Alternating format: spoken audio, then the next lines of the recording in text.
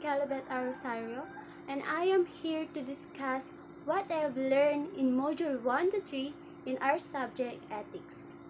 In the Module 1, entitled The Study of Ethics, I learned that ethics is defined as the science of morality of human acts. Under the ethics, there is a morality, and morality means aspect of the subject matter primarily interests ethics. There are three types of morality. Number 1 is moral, which is good. And number 2, immoral, which is bad. And lastly, amoral, which is indifferent. And I also learned that in human acts, there are two types. Number 1 is virtuous act, and number 2 is vicious act. Virtuous act is when a person is in habit to do good. Yet, vicious act is when a person has an habit of doing bad.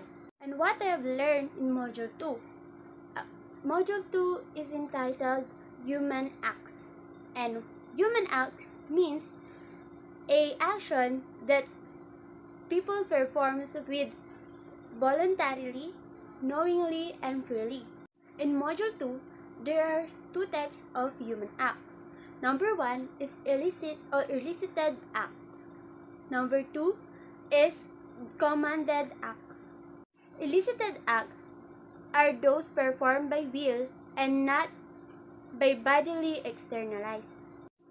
Commanded acts are done either man's mental or bodily powers by the command of the will.